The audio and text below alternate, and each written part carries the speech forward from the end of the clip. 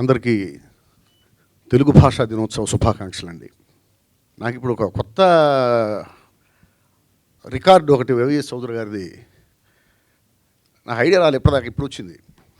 ఆయన సార్ మీరు హీరోయిన్లు మాత్రమే కాదు నిర్మాతలను కూడా పరిచయం చేస్తున్నారు. ఈ రికార్డు అందరికి ఉండదు. ఈరోజు ఈ కార్యక్రమం గురించి నాకు వైవిఎస్ చౌదరి గారు చెప్పినప్పుడు అండి, యాక్చువల్గా ఇవాళ చాలా టైట్ పొజిషన్ నాది. కానీ నాకు కార్యక్రమం గురించి చెప్పగానే ఎంత ఆశ్చర్యపోయానంటే, ఒక సినిమా ప్రొడక్షన్ హౌస్ వాళ్ళు ఒక ప్రోగ్రాం పెట్టారు, ఫంక్షన్ చేస్తున్నారంటే ఇది సక్సెస్ మీటో లేకపోతే ప్రీ రిలీజ్ ఫంక్షనో లేకపోతే ఒక టీజర్ లాంచింగ్ అనో అట్లా ఏదో పెడుతుంటారు. కాదండి మనం తెలుగు భాషా దినోత్సవాన్ని చేస్తున్నాం అని చెప్పినప్పుడు నిజంగా ఎంత ఆనందం వేసిందంటే, ఎవరండి చేస్తుంది తెలుగు భాషా దినోత్సవం ఈ రోజున ఒక సినిమా ప్రొడక్షన్ హౌస్ చేస్తుంది అంటే హ్యాట్స్ ఆఫ్ సార్, మీకు నిజంగా హ్యాట్స్ ఆఫ్. చూడండి, అక్కడ గిడుగు రామమూర్తి గారు, ఎన్టీ రామారావు గారు, హరికృష్ణ గారు తెలుగు భాషకి పట్టం కట్టినటువంటి మహనీయులు. ఈరోజు గిడుగు రామమూర్తి గారి పుట్టినరోజు, ఆయన పుట్టినరోజుని తెలుగు భాషా దినోత్సవంగా జరుపుకుంటున్నాము అంటే ఇక ఆయన గురించి ఇంతకంటే మనం ఎక్కువగా మనం అసలు ఇంతకంటే గొప్ప గౌరవం లేదు. ఆయన జన్మ సార్థకత అది. కేవలం గ్రాంధిక భాషతో రాస్తేనే అది సాహిత్యం, వ్యావహారిక భాషతో వాడితే అది సాహిత్యం కాదు, వాళ్ళు రచయితలు కాదు అనేటువంటి స్థాయి నుంచి వ్యావహారిక భాష కూడా భాషే, వ్యావహారిక భాషలోనే సాహిత్యం రావాలి, ఆఖరికి ఆదివాసీల భాషని కూడా, లిపిలేని భాషని కూడా ఆయన గౌరవాన్ని కలిగించినటువంటి మహనీయుడండి ఆయన గిడుగు రామమూర్తి గారు. ఇకపోతే ఎన్టీ రామారావు గారి గురించి కొత్తగా మీరు నేను చెప్పుకునేది ఏమి లేదు. తెలుగు భాష అంటే ఎన్టీఆర్, ఎన్టీఆర్ అంటే తెలుగు భాష. తెలుగు భాష ఉన్నన్నాళ్ళు రామారావు గారి కీర్తి, రామారావు గారి నీడ, రామారావు గారి అది అట్లా నిలబడిపోతూ ఉంటుంది. ఆయన పార్లమెంటులో కూడా నిలబడి నేను తెలుగులోనే మాట్లాడతాను, వింటే వినండి లేకపోతే లేదు, నేను నా భాషలోనే మాట్లాడతానని చెప్పినటువంటి మహనీయుడు హరికృష్ణ గారు. వాళ్ళందరినీ తలుచుకోవటం, తెలుగు భాష గురించి మాట్లాడాలి, తెలుగు భాష గురించి మాట్లాడుకుందాం మీరు రండి అన్నప్పుడు, తెలుగు భాష మీద బతుకుతున్నటువంటి ఒక రచయితగా రాకపోతే అంతకంటే మహా పాపం ఇంకోటి ఉండదు. అందుకని వచ్చాను నేను. అంటే విచిత్రమైన విషయం చూసారా, తెలుగు భాష గురించి తెలుగువాడు తెలుగు భాషలో తెలుగు వాళ్ళకి చెప్పటం. సహజంగా ఏంటి, తెలుగువాడు వేరే భాషలో వేరే భాషకు సంబంధించిన వాళ్ళకి తన తెలుగు భాష యొక్క గొప్పతనాన్ని వాళ్ళ భాషలో వివరిస్తున్నాడు అంటే ఓకే రైట్, బాగుంది కదా అనుకుంటాం. ఇప్పుడు పరిస్థితి ఎలా ఉందంటే, తెలుగువాడు తెలుగు భాషలో తెలుగు భాష గురించి తెలుగు వాళ్ళకి చెప్పేటువంటి దుస్థితి. ఇది నేను మీడియా గురించి మాట్లాడలేదండి, మీడియా తరపున, మీడియా ద్వారా, మీడియాకి ప్రతినిధిగా నిలబడి నేను సమాజాన్ని ప్రశ్నిస్తున్నా.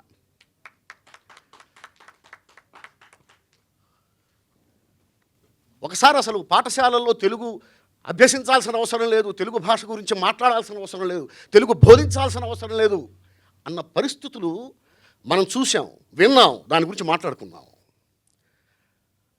అది కరెక్టే కదా అన్న వాళ్ళని కూడా చూసాం. ఎందుకు పనికొస్తుంది తెలుగు భాష, ఎవడు మాట్లాడుతున్నాడు తెలుగులో, దానివల్ల ఏమైనా ఉద్యోగం వస్తుందా, బ్రతుకు తెరువు ఉపయోగపడుతుందా? తెలుగు భాష బ్రతుకు తెరువు కాదు, బ్రతుకు తెరువు కాదు. బ్రతికించడానికి పనికి రావట్లేదని అమ్మని బయటికి పంపించేస్తావా?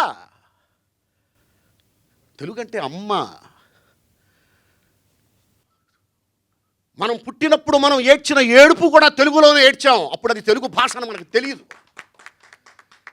ఎందుకంటే ఆ ఏడుపు వచ్చింది తెలుగు వాళ్ళు పంచిన రక్తంలో నుంచి, ఆ రక్తం ఉబికి తెలుగు కన్నీరై బయటకు వచ్చింది. ఆ భాష ఈరోజు పనికి మారిన భాష అయిపోయింది, అమ్మ ముసలి అయిపోయింది, ఇప్పుడు పనిచేయలేదు కాబట్టి అమ్మని బయటికి పంపించేద్దాం, తెలుగు భాషను బయటికి పంపించేద్దాం. ఒక తమిళనాడు వాళ్ళని నేను వాళ్ళందరికీ, తమిళ ప్రజలందరికీ కూడా పేరు పేరున వాళ్ళకి పాదాభివందనం చేస్తున్నా ఈరోజు నేను. ఒక్క తమిళియన్సే కాదు, భారతదేశంలో తెలుగు వాళ్ళు తప్ప మిగిలిన భాషలందరికీ నేను పాదాభివందనం చేస్తున్నా. ఎందుకంటే వాళ్ళకి వాళ్ళ భాష అంటే అంత ఇష్టం. పాఠశాలలో తమిళం బోధించాల్సిన అవసరం లేదు అని గనక తమిళనాడులో చెబితే 24 hours 24 గంటల్లో ఏం జరుగుతుందో మనందరికీ తెలుసు.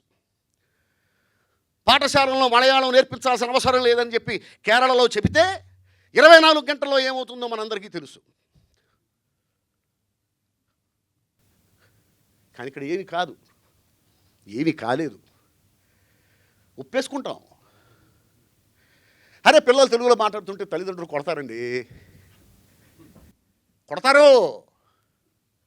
ఏంటి ఇంటికి వచ్చి మా అమ్మాయి నన్ను పట్టుకొని అమ్మ అంటుంది, ఏం చెప్తున్నారు మీ కాన్వెంటుల్లో అని వెళ్ళిపోయి టీచర్స్ని తిడతారు. తెలుగులో మాట్లాడుతుంటే టీచర్స్ పనిష్మెంట్ ఇస్తారు, నిలబడు, బయటికి వెళ్ళిపో. ఇది పరిస్థితి. సమాజాన్ని నిర్మించేది తల్లిదండ్రులు, ఉపాధ్యాయులు. సమాజం ఏమైపోతున్నా దానికి కారణం ఆ ముగ్గురే.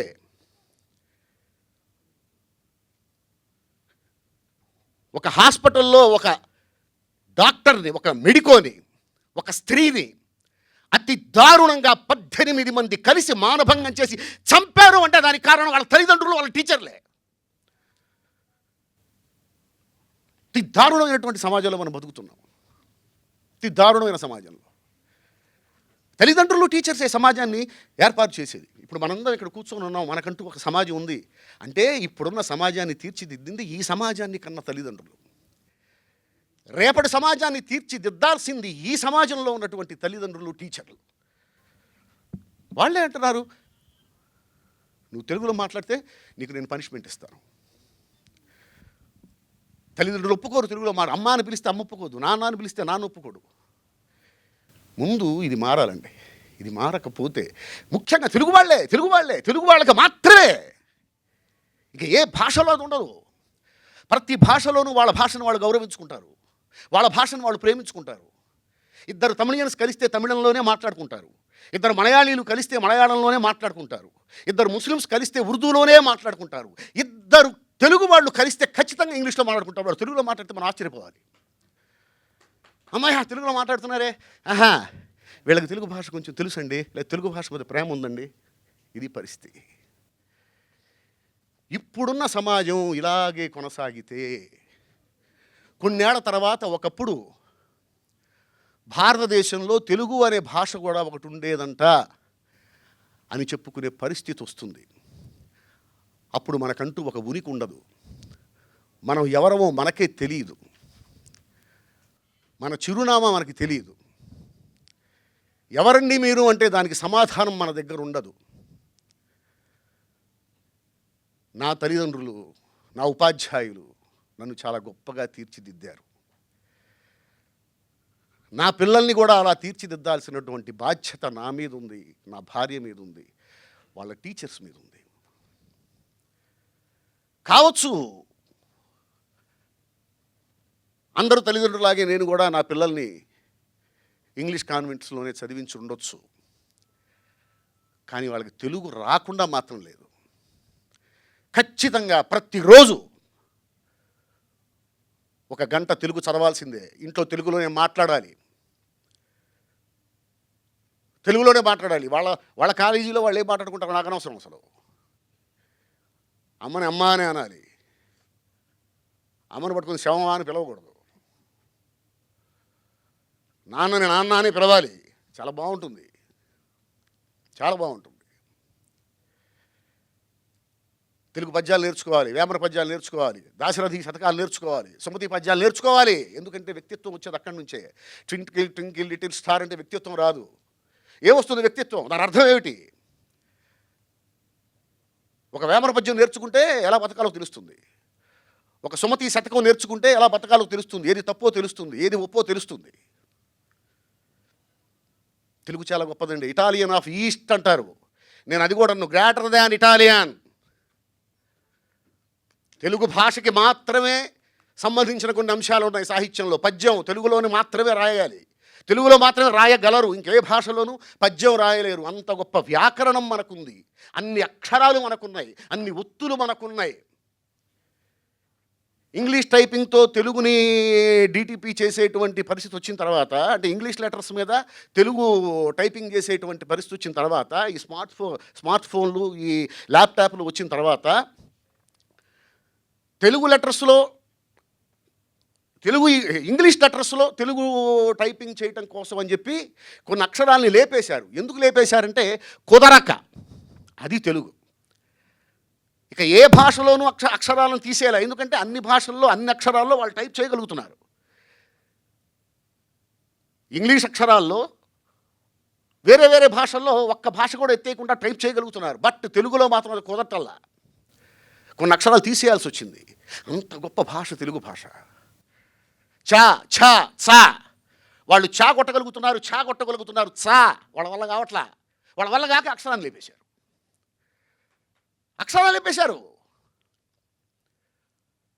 లా, అళా, లు, లా కొట్టగలుగుతున్నారు, అలా కొట్టగలుగుతున్నారు, లు కొట్టలేకపోతున్నారు, లేపేశారు.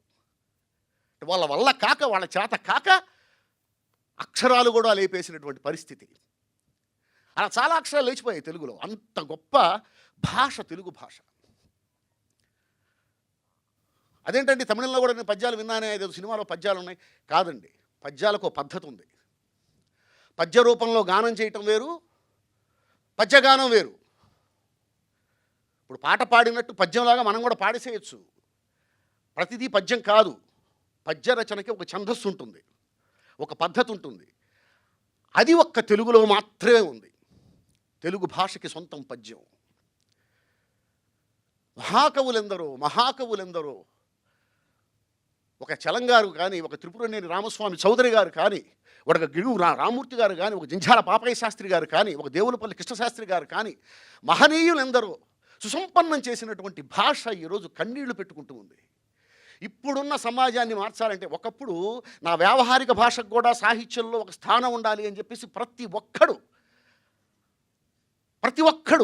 ఒక రైతు కూడా నా భాషకు కూడా సాహిత్యంలో స్థానం ఉండాలని అనుకునేవాడు. ఆదివాసీలు కూడా అనుకునేవాళ్ళు. ఆ రోజు అనుకునేవాళ్ళు కాబట్టి గిడుగు రామూర్తి గారు లాంటి మహానుభావుడు ఉద్యమించగలిగాడు, సాహిత్యంలో ఆ భాషకి స్థానం సాధించగలిగాడు. కానీ ఇప్పుడు తల్లిదండ్రులు, ఉపాధ్యాయులే తెలుగు భాష అక్కర్లేదు అనేటువంటి పరిస్థితిలో ఉన్నప్పుడు గిడుగు రామూర్తులు 100 మంది పుట్టినా ఇప్పుడున్న సమాజాన్ని మార్చలేరు. ఇప్పుడున్న సమాజాన్ని మార్చగలిగేది కేవలం తల్లిదండ్రులు, ఉపాధ్యాయులు మాత్రమే. నిందితులు అవుతున్నారు, రేపొద్దున నేరస్తులు అవుతారు. మారండి, తెలుగు నేర్పండి, తెలుగుతో మాట్లాడించండి. లేకపోతే సమాజానికి సమాధానం చెప్పాల్సిన పరిస్థితి వస్తుంది, లేచి నిలబడాల్సిన పరిస్థితి వస్తుంది. మీ పిల్లల ముందు మీరు స్టూల్స్ మీద నిలబడాల్సిన పరిస్థితి వస్తుంది. తెలుగు భాషా దినోత్సవ శుభాకాంక్షలు మళ్ళీ. Thank you.